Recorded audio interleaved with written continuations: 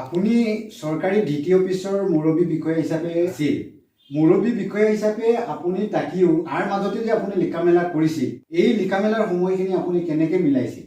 কথাটো হ'ল এনেকুৱা, আমাৰ চাকৰিটো এনফৰ্চমেণ্ট হিচাপে যিটো আমি কাম কৰোঁ সেইটোতো বৰ ব্যস্ত।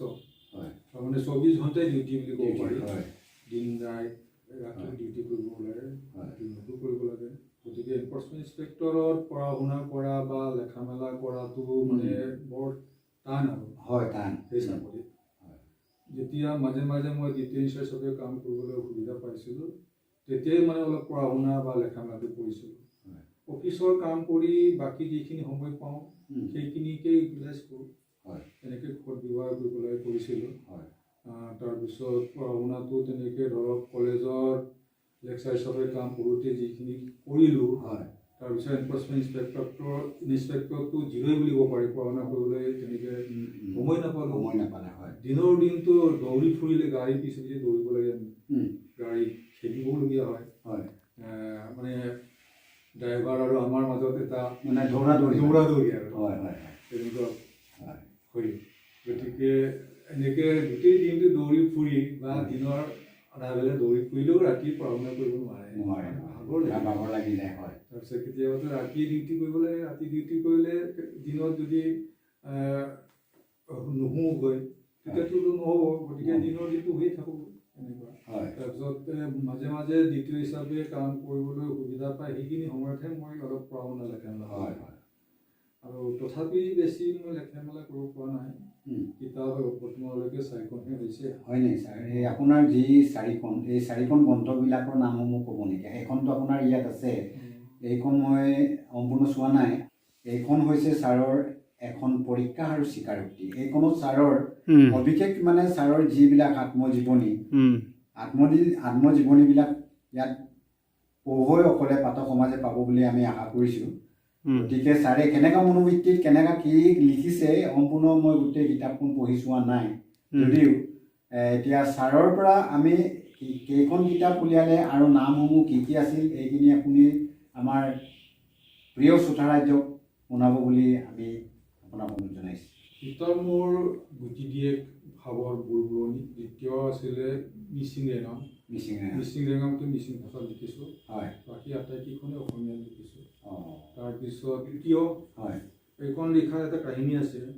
মই 2020 মে মাহৰ পৰাই বেমাৰত পৰিলোঁ। কি বেমাৰ ছাৰ? মোৰ লাং কেঞ্চাৰ। Lungs cancer. কিমান চনৰ পৰা আপুনি বেমাৰত ভুগি আছে? 2020 চনৰ পৰা। আপুনি ডক্তৰৰ পৰামৰ্শ লৈছে নে কেনেকুৱা ঘৰুৱা কেনেকুৱা চিকিৎসা কৰি আছে? মোৰ বেমাৰটো আৰম্ভণিটো জানুৱাৰী মাহৰ পৰা হৈছিলে, 20 জানুৱাৰীৰ পৰা। জানুৱাৰীৰ পৰা মোৰ শুকান কাহ হৈছে। শুকান কাহ হৈছে এনেই ঠাণ্ডাৰ দিনত মানে প্ৰতি বছৰেই চৰ্দি জ্বৰটো কাহ চৰ্দি এইবিলাক মোৰ হৈ থাকে। সেইকাৰণে সেই কাহটো তেনেকুৱাই ভাবিলোঁ। তাৰপিছত মই কফ চিৰাপ নিজে কিনি খালোঁ জানুৱাৰী ফেব্ৰুৱাৰী এনেকৈ, কিন্তু ভাল হোৱা নাই। তাৰপিছতে ভাল নোহোৱাৰ কাৰণে মাৰ্চ 1 তাৰিখে মই ডক্টৰক দেখুৱালোঁ, মেডিচিন ডক্টৰক। তেওঁ চালে, চাই পেলাই বুকুৰ এক্সৰে কৰালে। বুকুৰ এক্সৰে ৰিপৰ্টত তেওঁ কিবা এটা মানে বগা স্পট এটা বুকুৰ সু চাইডত সোঁফালে দেখিলে। দেখি পেলাই মোৰ এটা পৰামৰ্শ দিলে যে আপুনি, মই এনেকৈ দেখিছোঁ বগা এটা মানে স্পট এটা আছে, আপুনি গুৱাহাটীলৈ গৈ পেলাই ভালকৈ ডায়েগনচিছ কৰি ল'ব এনেকৈ কৈছিলে। মই কিন্তু তেওঁৰ মানে পৰামৰ্শটো নিৰ্ধাৰিত নকৰিলোঁ। মই গুৱাহাটীলৈ যোৱাটো নকৰিলোঁ, ইয়াতে মানে চাকৰিতে থাকিলোঁ বাহাল। মানে মাৰ্চ মাহটো আমাৰ পৰিবহণ বিভাগৰ কাৰণে ৰাজহ সংগ্ৰহৰ এটা তুংগত চলি থকা সময়। সেইকাৰণেও মই মানে অফিচ এৰিবলৈ টান পালোঁ যে মাৰ্চৰ পিছত যাম এনেকৈ ভাবিলোঁ। তাৰপিছত মাৰ্চ গ'ল, এপ্ৰিল গ'ল, মেও যাওঁ। মোৰ গুৱাহাটীলৈ যোৱাৰ মানে নাম গোন্ধই নাইকিয়া হ'ল। কিন্তু কাঢ়ি আছোঁ, অফিচত কাঢ়োঁ। তাৰপিছত একেবাৰে একেলেঠাৰিয়ে কাঢ়ি নাথাকে, মাজে মাজে ৰখাব নোৱাৰোঁ। তাৰপিছত এই অফিচত মানে কি মিটিঙতো কাঢ়ে, DC অফিচততো মানে DC কনফাৰেন্স হলত আমাৰতো মিটিংটো হৈ থাকে, DC মিটিং হৈ থাকে ডিষ্ট্ৰিক্ট ডেভেলপমেণ্টত। সেই মিটিঙতো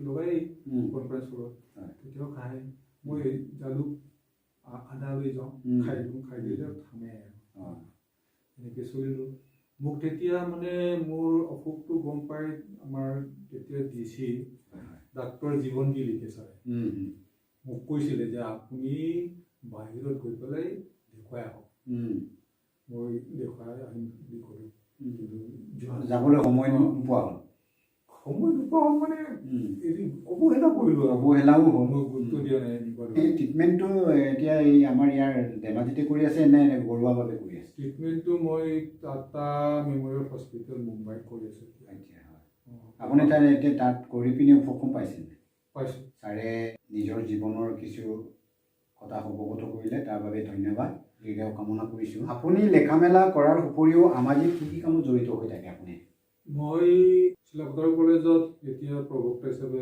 কামত সোমাইছোঁ হয় তেতিয়াৰ পৰাই সামাজিক কামত জড়িত হ'লোঁ পঢ়া শুনা কৰা কালততো তেনেকৈ সময় সুবিধা নাপালোঁ আৰু মোৰ মানে শৰীৰটো সৰুৰ পৰাই ৰোগ ন বুলি ক'ব পাৰি হয় বেমাৰ আজাৰ হৈয়ে থাকে জ্বৰ এইবিলাক হৈয়ে থাকে আৰু মোৰতো জীৱনটোতো অলপ কঠোৰ সংগ্ৰামত পাৰ হোৱা মোৰ মানে হ'ল কি সামাজিক কাম কাজত ঘূৰিবৰ কাৰণে মোৰ সময় নাই নিজেই পঢ়া শুনাৰ খৰচা উলিয়াই নিজে পঢ়িব লাগে এনেকুৱা অৱস্থা ঘৰখনকো চাব লাগে সহায় কৰিব লাগে তেতিয়া দাদা আছিলে দাদা থকাৰ কাৰণে মই এইখিনি কৰিবলৈ সুবিধা পালোঁ দাদা নথকাহেঁতেন হয়তো মোৰ পঢ়া শুনা নহ'লেহেঁতেন পঢ়াটো মোৰ ৰাপটো সৰুৰে পৰাই আছিলে কিন্তু কিতাপ পত্ৰ পাবলৈ নাই সেইকাৰণে পইচা নাই নিজৰ ক্লাছৰ কিতাপ কিনিয়ে আমি আনৰ পৰা পাছ কৰি যোৱাবিলাকৰ পৰা আনিহে পঢ়িছিলোঁ মই তাৰপিছতে আৰু কি বুলি কয়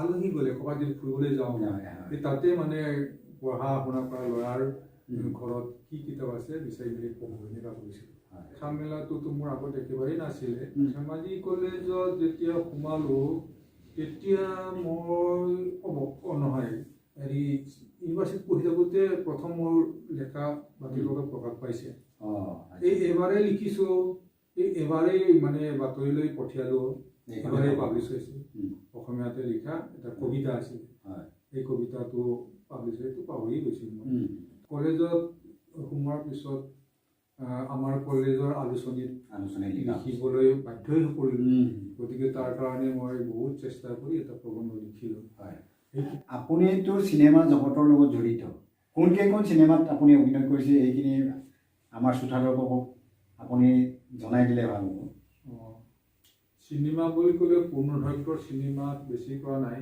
মিচিং চিনেমা এখনত কৰিছোঁ জংকী পানৈ তাৰপিছত অসমীয়াত কৰিছোঁ ত্যাগ তাৰপিছত অসমীয়াত আৰু এখনত নিৰ্মীয়মান এখনত কৰিছিলোঁ সেইখন ছবি হেৰি নহ'ল মুক্তি নহ'ল তাৰপিছত চিৰিয়েল কৰিছোঁ অসমীয়া চিৰিয়েল কৰিছোঁ মিচিং চিৰিয়েল কৰিছোঁ হিন্দী চিৰিয়েল কৰিছোঁ ইংৰাজী চিৰিয়েল কৰিছোঁ তাৰপিছত ভিডিঅ' ফিল্ম কৰিছোঁ এনেকৈ 22-22খনমান কৰিছোঁ তাৰপিছত অৱসৰ গ্ৰহণ কৰাৰ পিছত চাকৰিৰ পৰা মই অভিনয় কৰিম বুলি ভাবিছিলোঁ কিন্তু এতিয়া নহ'ল আৰু নহ'ব কাৰণ এতিয়া মোৰ স্বাস্থ্যই নাই আগৰ চেহেৰা নাই এতিয়া মোৰ মানে হ'ল কি মোৰ ককাই টেঙি হৈ পৰিছে